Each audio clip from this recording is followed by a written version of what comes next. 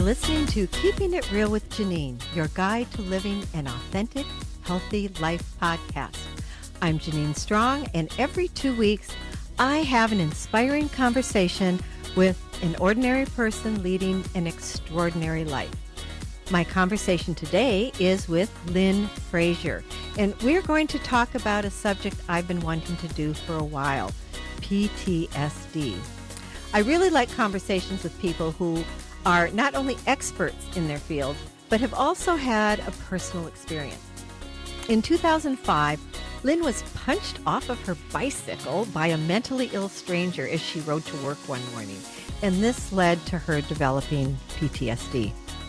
She later learned that those with difficult childhoods are much more likely to develop PTSD. Our brains are shaped by our experience throughout life. When we are protected and loved, we know we belong, and our systems can relax. When we experience disturbing events, our defense mechanisms go into high gear and we become hyper-vigilant, scanning for danger. This shows up in our nervous system, our emotions, and in compulsive, judgmental, catastrophic thoughts that steal our peace of mind. Many are not even aware that everyone does not live this way.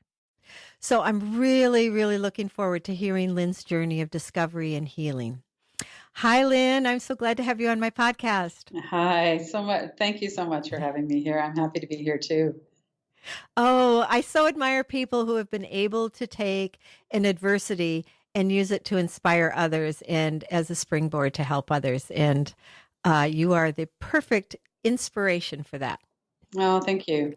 You know, that is one of the things that helps to make it worthwhile, that I could take the suffering and the pain and the distress and not just heal myself, but also to be able to help others. That really, it's such a meaningful, validating work that I'm able to do. I just love doing this work. I'm so glad. Well, we had a nice chat before the recording, and I absolutely get that energy from you. So why don't we start with your story? First of all, before this experience happened, what were you doing? What in life? What was?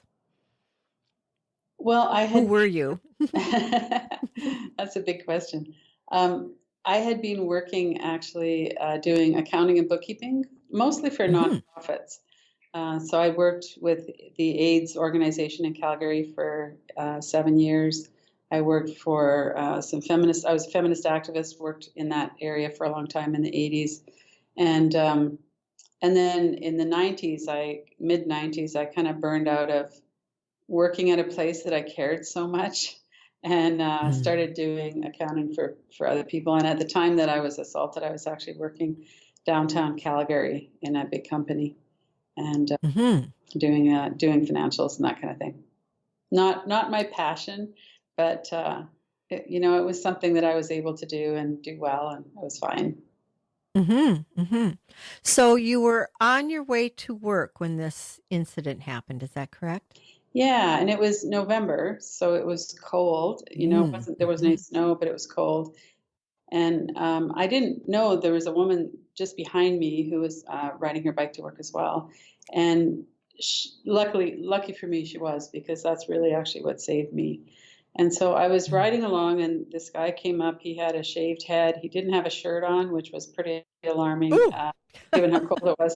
So obviously he was high or something, And he walked, he kind of came up along the riverbank and then walked across the path. And I'm like, oh, thank God, And then he turned towards me, and he just took 3 running steps and just nailed me in the side of the head. And I went off. Oh my God! I went off the path onto the riverbank, and I went into freeze. I was upright still. Luckily, I hadn't actually fallen into the river. Oh God! And I heard this woman screaming, and it was the woman from behind me. And she stopped her bike about 100 feet away, which was such a brave thing to do, and started screaming. She called 911. But as soon as she started screaming, it took me out of freeze, and I was able to. I turned around, and he was at the top of the riverbank looking down at me. And I started screaming, and he just turned and walked away. Oh my goodness. Did they ever catch him? Yeah, they did, because he wasn't that hard to catch. He was not wearing a shirt, and And we saw him walk across. I saw him walk across the grassy area, and the cops found him a couple of blocks later and arrested him. And he had just been out of jail for assault. He'd just gotten out of jail about a week or two before that. And the woman, there was people at the halfway house where he was staying, said, we knew he was going to hurt somebody today. He was just violent, that energy. But, you can't preemptively. Oh, that makes you feel better. Yeah, exactly. God. So it was just a shock. Nobody had ever physically hurt me like that before. And I thought I was going to die. And I think if that woman hadn't stopped, that he would have come down on the riverbank after me, and I probably would have. Mm-hmm. Wow. A thought just occurred to me because I've done an interview with Shannon Maroney around restorative justice. Have you had any opportunity to confront him or have a? I did. I testified in court, which was almost as traumatic as the assault. Oh, it was very difficult, but I really felt strongly that I wanted to say my story and say what had happened. And, when that happened, I'd been meditating for about 12 years and teaching yoga and meditation. And I had I was really stable in my system. And when that happened, I was able to work with the PTSD through, deep relaxation and yoga nidra practices. Not meditation, because my mind was way too disturbed for meditation. But also I was working with a psychologist who said, they always say, get back on the horse. Like, don't let that scare you. And I'm like, I can't imagine riding my bike to work. She said, don't. She said, don't do anything that scares you. So when we're in a traumatic situation like that, and then we go right into kind of numbing out so that we can make it back into regular life, our system is going like, that's crazy. This is scary. There's nothing, you shouldn't be doing that. And so she said, just stay home if you need to, get someone to go across the street to the grocery store, which I couldn't make myself do. And she said, let your body settle and your brain heal from this. And then you will naturally move back out, and it will help to heal the PTSD. So I got some really good advice. Plus I had a lot of knowledge about how to do, how to really work with my body and relax my body, which really helped. Now, since I'm going to ask some questions as a person who has not had this experience. So now, when did you, so just after, were you, how do I say this? When did you really realize that, like, you were in trouble psychologically, mentally, emotionally? Did it happen right away? Does it take time or for the PTSD to kind of set in, or? Well, the first few days I was in shock. So I didn't have any flashbacks. I think the first flashback came about 4 days later. And I was just kind of numb for the first few days and didn't really know, like when I went to the psychologist the next week and she said, you have PTSD. I'm like, number one, what is that?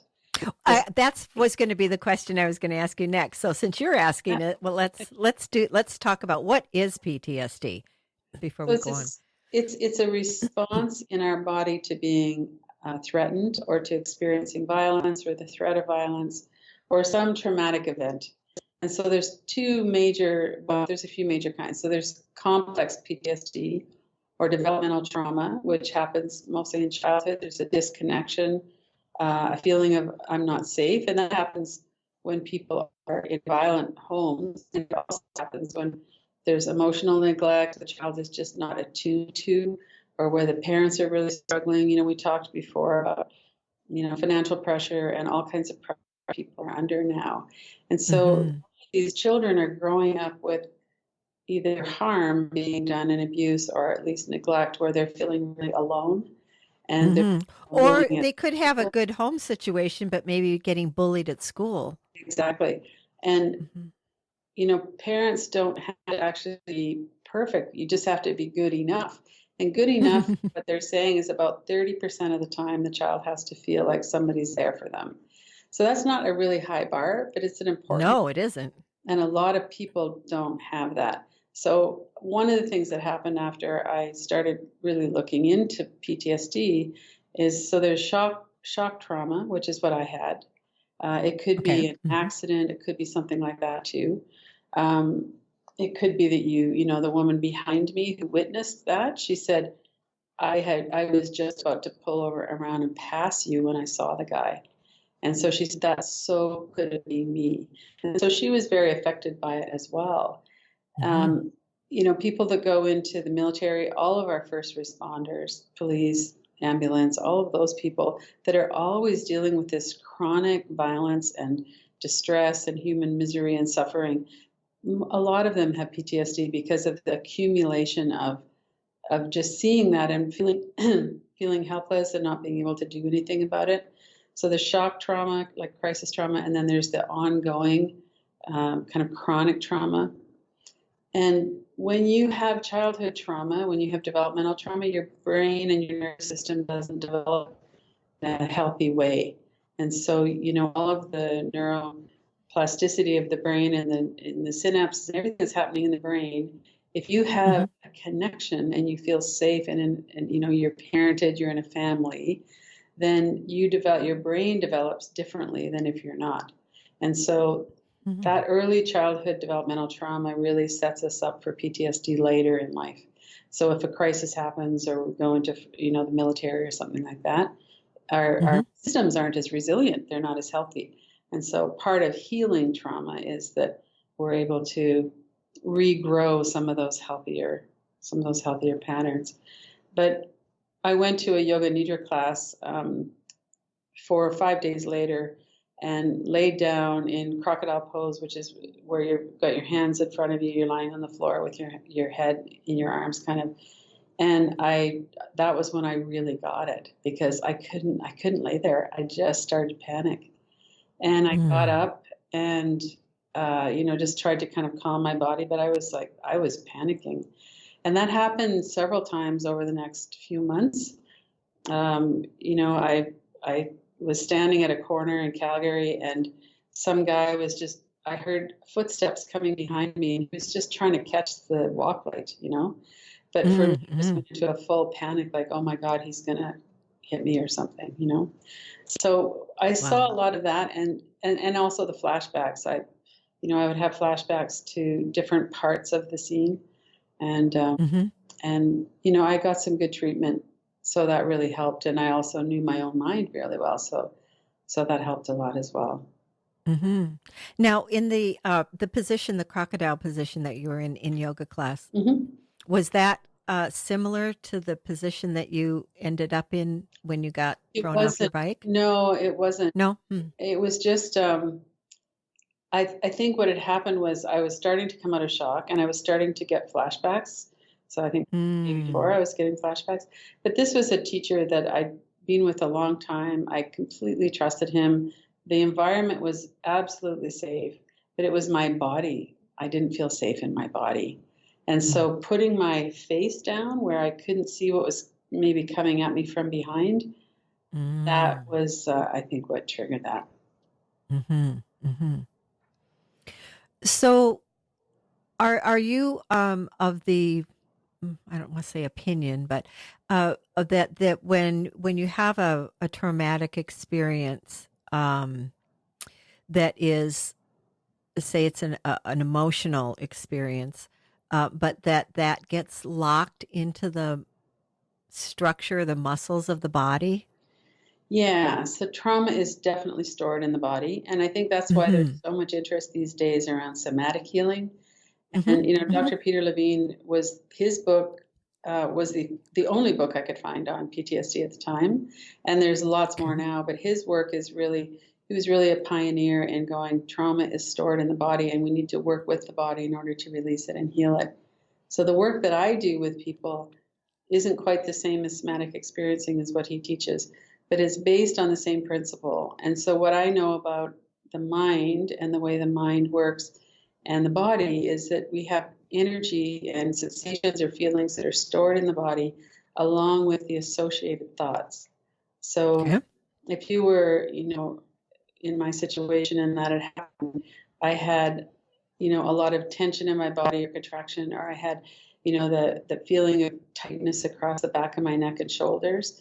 And then when you go into that energy, then if you're in a safe environment, when you're going into that energy and feeling into it, then the memories will start to come forward, and you can start to work with, okay, that image, those words, that, video clip. And we start to be more interested and available to ourselves, because when we have these things come up and we have, that tight fist in your stomach, or the black hole, or the pressure, we're clenching our teeth, or, our bodies can be so tight. And we don't want to go there, because whatever was stored was something we couldn't feel at the time. We were overwhelmed by it at the time. So we need to have a safe enough environment where we can start to feel like, okay, this person says that the answer to healing is to go into the body. And most people won't come there unless they get to the point where there's, maybe they're starting to have panic attacks, or they're really depressed, or, life is just not very juicy, because we're always kind of hyper-vigilant for danger. We don't trust them. We get to be really isolated. There's all of these things that are happening that I think it's really helpful to look at it first. Is this a trauma response?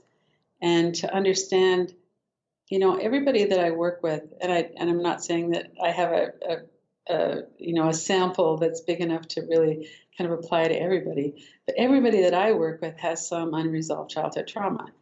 And it's times when we felt alone or powerless, or there was some kind of an abuse going on, and we can't afford to, and we don't have the brain development as children either, to recognize and to see how that's a parent.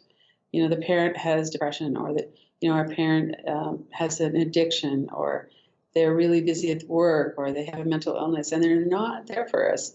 And when they're not, then what happens is we turn against ourselves, and we think, well, if I was smarter, if I was funnier, if I kept the house cleaner, if I did all of these things, then it would be okay. And people end up with these deep feelings of there's something fundamentally wrong with me. And Lynn, I was wondering too, as you're speaking, because I think it was my mother had said that, because I really have had I was very lucky. Everybody wanted my parents.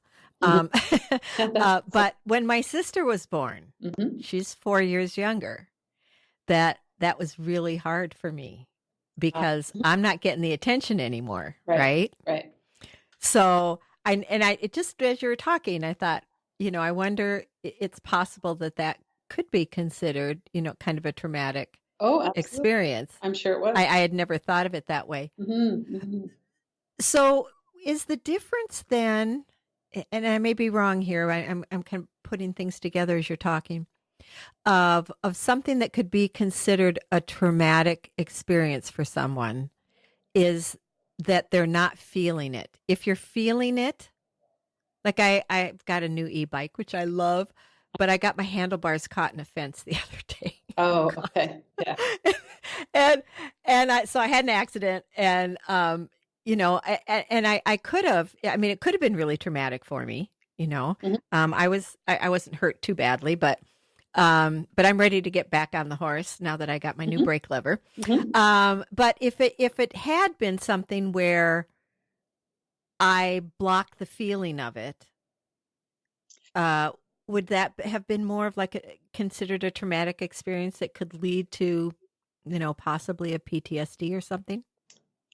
There is a connection here. So Dr. Gabor Mate, who many people know is just such an expert, and has such compassion and insight into trauma and how it works. He said, his definition, one of the things he says about trauma is that it's anything that disconnects us from ourselves, our sense of value, and the present moment. So if you're in shock right after an accident, you might be kind of disconnected from yourself because you're in shock, but that's going to wear off fairly quickly. And, there's a purpose for everything that happens in the nervous system. There's a purpose. And, the purpose of shock is just to kind of help us get through what it is we have to get through, and then we'll feel it later. But if we've never had the opportunity to have parents who help us to down-regulate, to feel our emotions, and then Hmm. down-regulate our emotions, that we have that stability. We co-regulate with people. If we've never had that opportunity, then we're not going to have the neural networks, for one thing, in the brain, but we're also not going to have the confidence that it's even a good idea to go in and feel something that's difficult. And, children are Mm. kind of left on their own, then we just develop all of these beliefs and patterns, and a lot of them are to do with avoidance, and that's the root of addiction, of all of the distraction that we see. People aren't comfortable being with themselves because they believe at some deep level that there's something really wrong with them, and those beliefs are formed by experiences that we've had, and Hmm. that kind of a disconnection is the root of trauma. And then healing trauma, is a lot of it is about reconnection. So how could we start to really be present in our body? Like, how many people say, "Oh, I live from the head up. I have no idea what's going on down there." Right? And so how can we actually integrate and assimilate and start to live from our whole being? Well, a lot of the answer to that is that we have to find a way to be present with our physical body and our energy in our body, and these beliefs that we formed that were incorrect.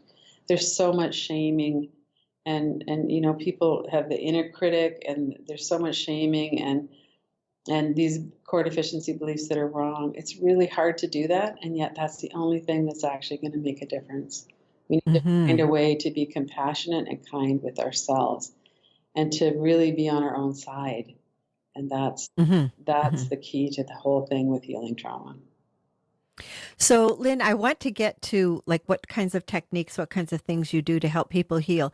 But first, oh dear, am I having a senior moment? I hope not. Well, okay. So, if a child is taught in during their childhood not to, like don't cry, don't feel this, don't be angry, Mhm, don't express your emotions, mhm, don't feel, do people who have been brought up that way have more of a tendency to develop PTSD out of a traumatic situation? mhm, yep. And part of it is because we need other people, and we need other people to protect us, especially when we're children. But we need connection with other people. And if we don't have that connection, if we look at kind of an evolutionary point, if we were kicked out of the tribe, we died. Mm-hmm. And so part of it is that, and there's some really interesting study over the last several years about loneliness and isolation and social anxiety. And people who have experienced that nobody cares about them, or that people are going to hurt them, if that was their experience in childhood, then it's no wonder that they don't want to have connection. And so we're looking for it, and we're afraid of it at the same time. So all of these things kind of set us up, but the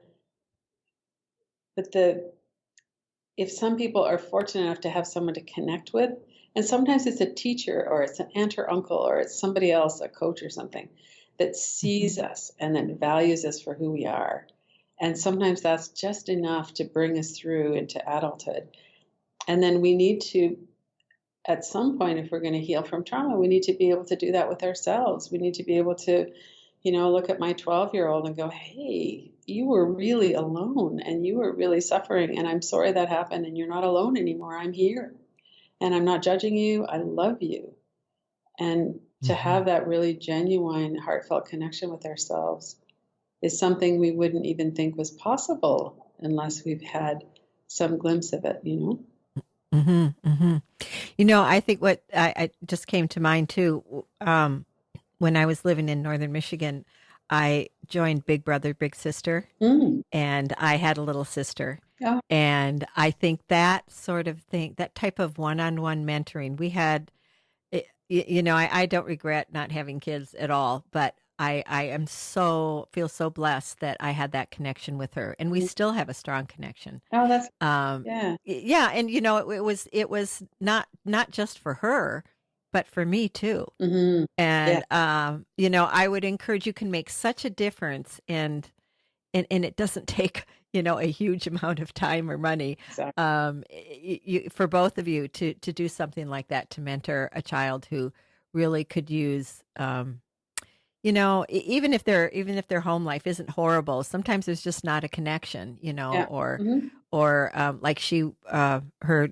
dad was out of the picture and her mom had to work, and Right. she had two younger brothers, and she wasn't getting, her mom just didn't have Right. the time or the energy to give her what she needed. And it was, I taught her how to rollerblade, and That sounds like fun. we just did all kinds of cool things together. And yeah, and we still enjoy staying connected. Mm-hmm. So I would encourage that anyway. If anybody's, wants to know how can I, what can I do? Because a lot of times you think, what can I do? Right. There's so much crap going on in the world right now, and just so many people in pain. Yeah. And it doesn't always have to be on a huge scale. Just helping one person, changing one person's life, And it changes can be your enough. life as well as theirs. Yeah. Absolutely. Yeah. Absolutely. I got Volunteering it. is one of the best things we can all do. There's so much satisfaction comes from it, but also so much connection.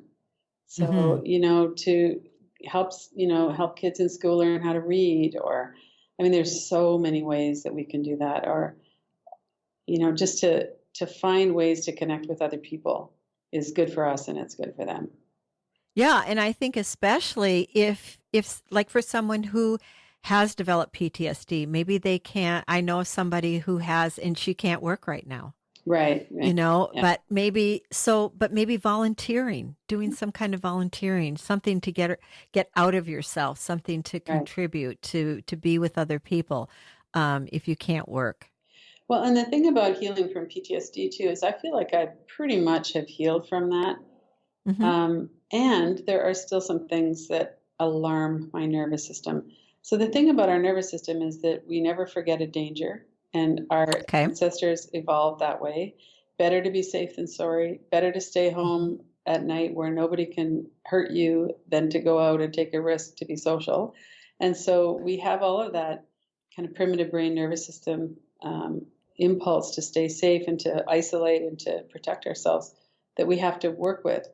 And so part of this isn't that I'm never ever going to feel completely safe, maybe in some situations when, there's someone on the street that looks like maybe they're high or there's something going on with them. I get nervous. I get scared. And so that's understandable. And there's things that I don't do anymore that I might have done before. But that's because I don't want to keep my nervous system in a state of red alert. I want to, work skillfully with it so that I do enough. It's not like I never take any risks, but I try to be careful about the kind of risks that I take. And one of the things that happened after the PTSD was I've become very intolerant of a lot of noise. And so if I'm going to go to a movie, I'll take my noise canceling headphones, the big ones, and I'll wear them because otherwise I start to feel kind of assaulted by the noise. And so that's something that, I feel a little bit goofy. I'm in a band, a jazz band, and I have to wear those things during practice. Otherwise, I'm too agitated by the end of the night, But that's... Oh, my goodness. But Lynn, that's incredible that noise has that kind of effect on you, and yet still you're in a jazz band. I think that's amazing. Well, luckily, there's really good equipment that I can wear on my ears so that it doesn't bother me as much. Yeah. Wow. That's awesome. Yes, so do you use like noise canceling headphones or something? Yeah. And you can still hear enough so that you're... I can hear enough that I can still play in tune and everything, but it doesn't bother me. And so, I had to admit to the conductor and to the other people, this is what's going on. So I need these. I don't want to hate you at the end of the night, which I will if I don't have these on. And so, but there's a lot of times that we feel kind of shaky about admitting that we have some kind of mental health vulnerability. And I'm glad I've been able to find a pretty easy fix to that. Yeah. And as an aside, may I ask what your instrument is? Oh, I play the flute. Awesome. Yeah. Yeah. Awesome. It's really... So that's cool that you found a workaround. Yeah. I mean, you haven't been able to change the response that you have to a lot of noise. Right. But you've been able to find a workaround so that you can still do what you love. Cool. Yeah. So, okay, so let's get back to what types of modalities, techniques, what types of things have you found work to help people heal from their PTSD?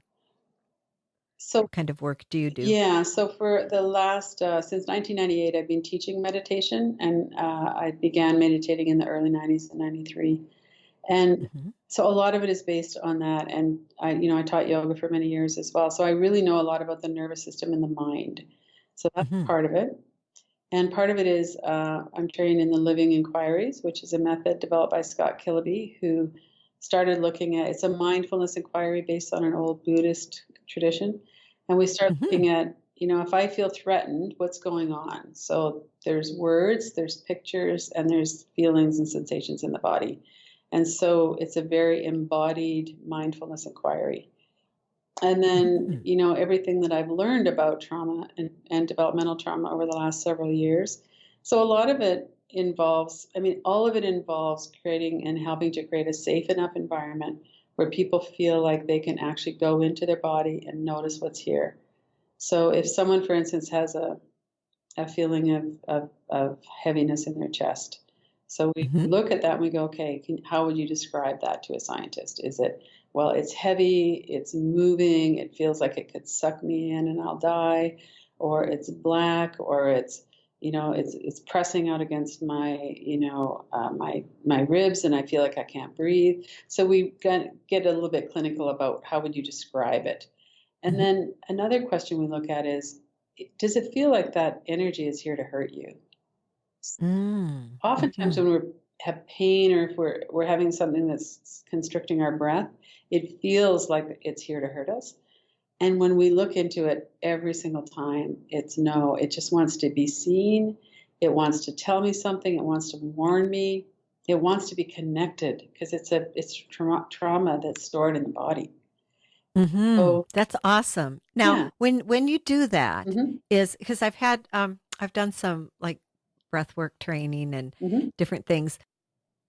What we did was visualize or picture the feeling. Hmm. Like maybe it's a blob or whatever it is. Yep. And then with our mind go down into it and actually go into it and experience it. Is this kind of a similar sort of thing? In a way, although, and some people have images of feelings and some people don't. Some it's more Hmm. just kinesthetic. So we would definitely, one of the things we would do is, could I go right into the center of that energy? And then we listen. So instead of maybe working with the conscious mind, we just go into the energy and sit there and listen. And then whatever it is that's stored there is going to come up. So it might be a memory of something that happened when you were 5. It might Hmm. be, a memory of something that happened last week. It could be a voice that said, you're disgusting or whatever it might be. And so then we look, and oftentimes there's an age to the energy. So, if you go into Mm. something, if maybe it would be for you around the birth of the next of your siblings, and so you're Mhm. years old and, your parents are really tired and everybody's excited about the new baby and you're kind of off to the side. So what would that feel like in your body? And, what images would come up and what might you need to hear from your adult self? Like that you're important, that you matter, that it's not your fault that people are paying more attention here, that your mom's tired. There's so many ways just to connect with ourselves. And as we do, and as we try to, oftentimes people have an inner critic come up and say, well, you shouldn't be feeling like that. Or, you should, she was just another baby. You shouldn't, and Mhm. as Mhm. we do that, as we just really sit with it and let it all be exactly as it is.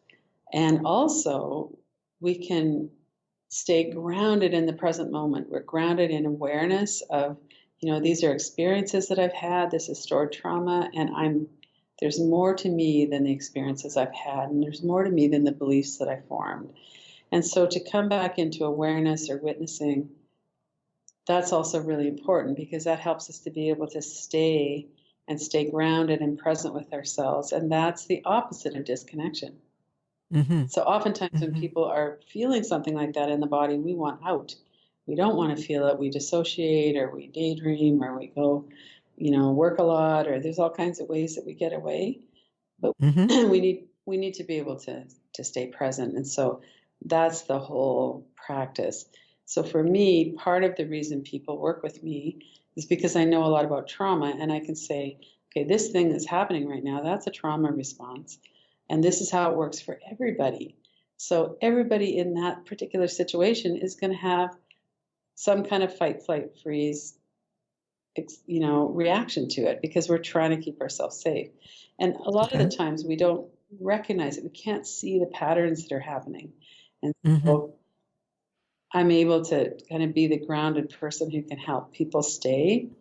And the other thing is that I know with every cell in my being that there's nothing wrong with them. Right? And so because I know that so clearly, then that also gets kind of passed along, and it provides kind of a base for people where they start to go, okay, this thing that I thought was so wrong about me, that's these words, that's these experiences that I've had, this is the trauma response that everybody turns against themselves. Maybe it's not true. Maybe I'm actually okay. And then we can breathe and, stay in the body and really see, even if we feel like we did something that contributed to the trauma, or we have beliefs about ourselves, that we can still see, okay, those are words and pictures, those are sensations in the body, and that's not true. We're not at fault. We're not to blame for what happens to us as children, especially. And we don't have to take that on. I was wondering, Lynn, do you happen to have perhaps a short exercise that you could share with people? A little meditation or something that that you do with your folks? Well, there's a really simple one that's really possible for everybody to use, and it only takes a couple of minutes. So yeah, for sure. Oh, great. Do that. Okay. Yeah, I like to whenever possible. So if you're driving, please don't do this. Keep your eyes open if you're going to do it when you're driving. Yeah, or just stop the recording and start it up again when you're stopped somewhere. Yeah. So how long will this take so people know? 2 minutes. Oh, great. Okay. Yeah. Yeah, you can pull off to the side for 2 minutes and do this. So one of the things that oftentimes people don't realize is that there's 5 points in our body. There's the forehead and eyebrows, Okay. the mouth and jaw, the back of the neck and shoulders, upper back, the chest, and our gut, our stomach, where we tend to hold tension. And this practice works with the forehead and the eyebrows, and it works with anxiety or worry. So just bring your attention into your whole body for a moment. Take a couple of deep breaths. Relax your shoulders, relax your body. And then bring your focus into your forehead and your eyebrows. Just notice right now, what does it feel like in your forehead and eyebrows? Do you have your brows kind of in a frown? Are they kind of relaxed? You could move your eyebrows up and then let them settle. And as you're breathing out, really soften all of those subtle muscles, those small muscles in the forehead and eyebrows. You keep your attention on the forehead as you're breathing in, and then as you're breathing out the next time, let it soften even more.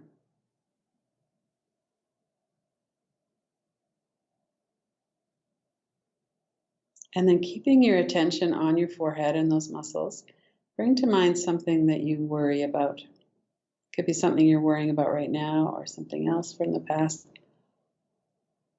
And see if you can really pay attention to the worry at the same time as you're paying attention to softening your forehead and eyebrows.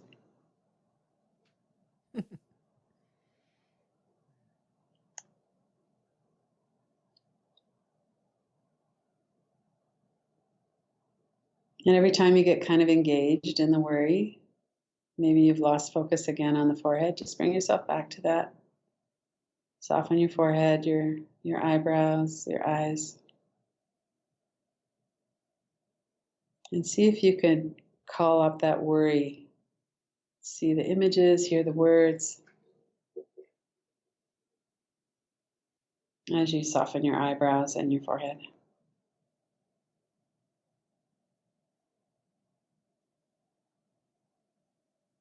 What was your experience with that? I found it harder and harder to bring up the thoughts. Hmm. It's a really They, effective way to work with worry. yeah, it's nice. And like for me, my most of my tension is in the back of my neck and my upper shoulders. So would I just take this same process that you're doing and just apply it to that area?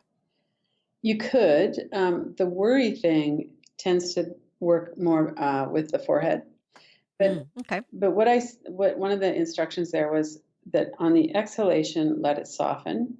Hmm. And so you could Hmm. definitely do that with your neck and shoulders and in between the Hmm. shoulder blades, all of that whole area of the upper back. And then Hmm. as you're breathing in, keep your attention there. So you're not trying to relax it more, you're just kind of keeping your attention there. And then the next time you breathe out, let it soften a little bit more. Hmm. And keep your attention focused there, and a little bit more. And that can bring a deep relaxation into the body. And part of it is that our mind doesn't have half of the breath, like the inhale, just to wander off somewhere. But also, part of it is just we need to keep ourselves focused there so we're not gathering tension on the inhale. Hmm. Another Hmm. really effective way to work with this too is to have a continuous, smooth breath, diaphragmatic breath. So, a lot of times when I'm working with people, or other times, people will hold their breath. And so, as we breathe in, if there's any kind of anxiety, often we don't go right into the exhale. So, going right into the exhale when we're breathing out, instead of holding our breath, that can be very calming for the nervous system. And Hmm. as soon as we're finished breathing out, then we come right into the inhale. So, we're like willing to bring the breath in and we're willing to let it go.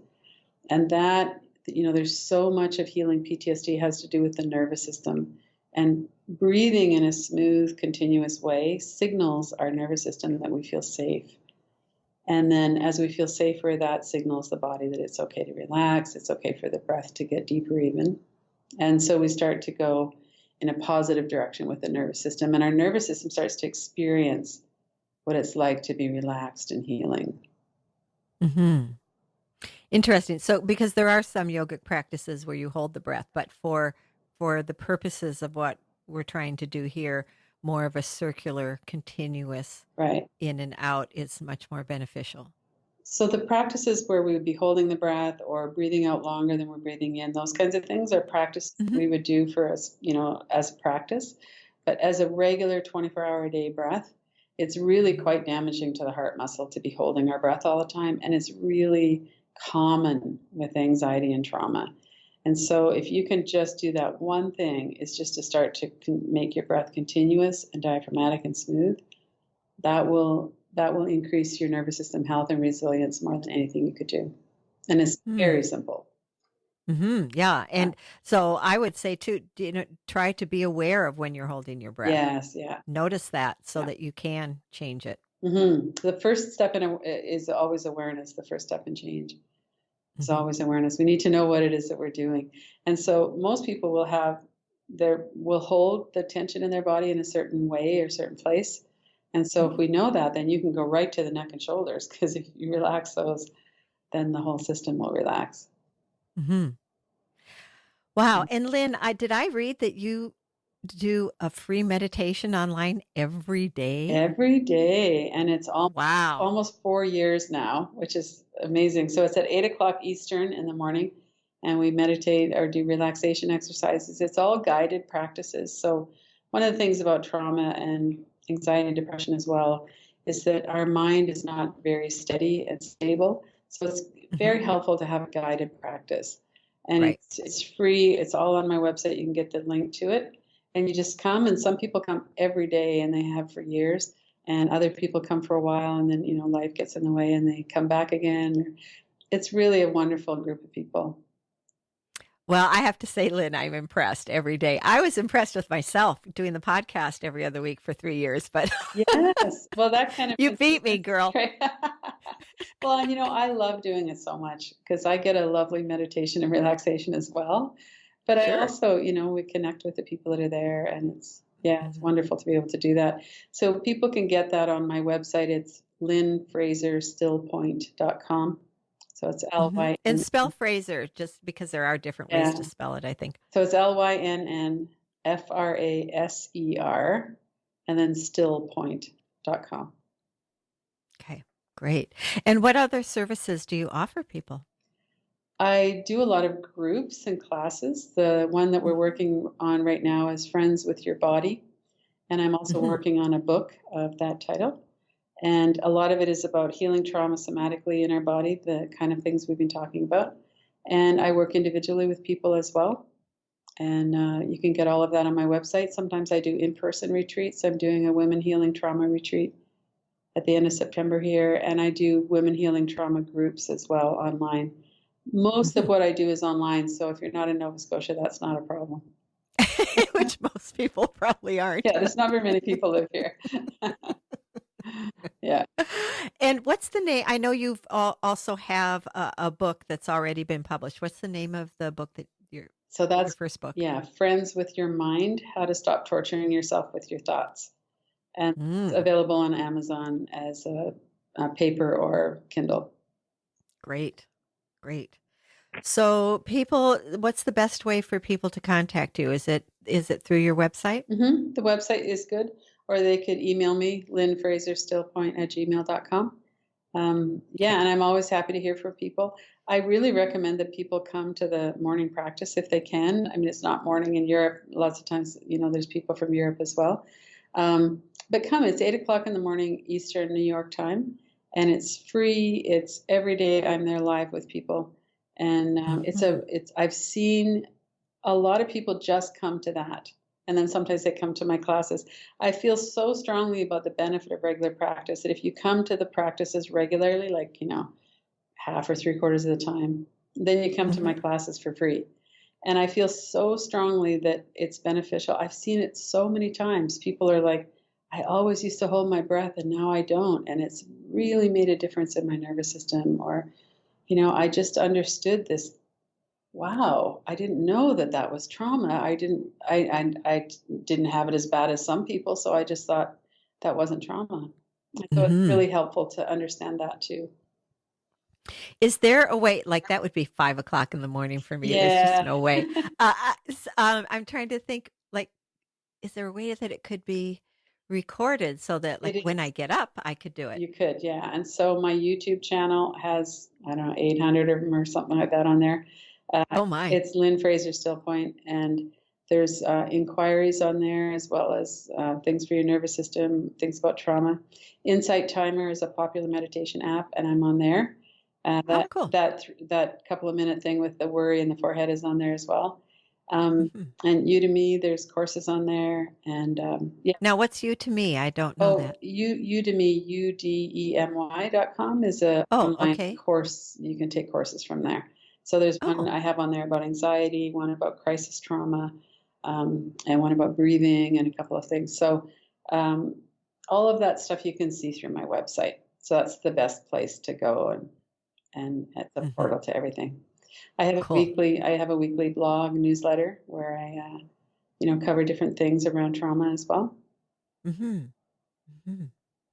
Well, I'm really impressed with all the work you're doing. I think it's awesome, and you were obviously the right person for me to connect with to talk about PTSD. I think this is a really important subject, and I think for a long time, most of us thought of PTSD as related to military service. Right. Yeah. But what do you know around when people started to realize that it was a lot more than that? When did that become? Well, I would say probably the last 5 years has been really significant. Oh, that not that long ago. 10, Okay. maybe 10. But, I was assaulted in 2005. And at that time, literally, no, I would say I have PTSD. And people say, what is that? They didn't know what the initials meant. And so, what does it stand for? It was post-traumatic stress disorder. Okay. And then PTSD is complex post-traumatic stress disorder. And that's more for the developmental trauma and, for more chronic, longer-term trauma. So there's a lot of really good resources. Gabor Mate, anything that he does is really helpful around trauma and addiction. Certainly Peter Levine and Bessel van der Kolk has written a wonderful book, When the Body Keeps the Score. And he really goes through trauma and how to heal it.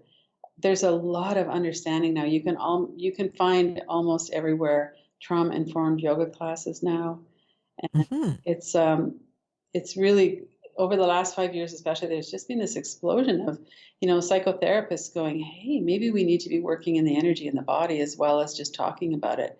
So there's a lot of stuff around that now. And Hmm. there's just so much. It's like one of those ideas whose time has come that, with somatic healing in the body around trauma. And Hmm. and just that a lot of people are traumatized that don't realize that, if you have an inner critic that's just lashing at you all the time, that's trauma. And it's Mm. traumatic to have that going on. And you don't have to actually put up with that. We don't have to be at the mercy of those kinds of responses in the body. And, if you're really hyper-vigilant and you really have trouble just keeping a smooth breath and not being scared all the time, then that's also trauma. And it's, our primitive brain, our nervous system have become alarmed. And there's a lot of ways that we can heal that. So I would really encourage people to take heart and to move positively towards something that's really going to help. Wow, what a amazing ending. That's just perfect. Thank you so much. This has been really wonderful and really enlightening. And I have to say, while you've just been talking, I've caught myself holding my breath 3 times. Well, thank you for having me on. I really enjoy talking about this, and I've loved talking with you too. So thank you for having me here. Thank you, Lynn. It's been great. Take care. Thank you, too. Bye. Bye. Thank you for listening, and thank you so much, Lynn Fraser, for sharing your story and the work that you do. The podcast website is realjanine.com, where you can listen to or download episodes and click on links to my guest information. You can sign up for the podcast bi-weekly blog newsletter to keep up on new episodes, archives, life updates, and always a healthy recipe. And remember, Janine is Janeean. To subscribe to Keeping It Real with Janine, go to iTunes or your favorite podcast provider. And check out my podcast YouTube channel with video slideshows of my conversations. Do you know someone who would benefit from my conversation with Lynn Fraser? I'm pretty sure you do. So please, please share the love. Thanks for listening. Take care and be well.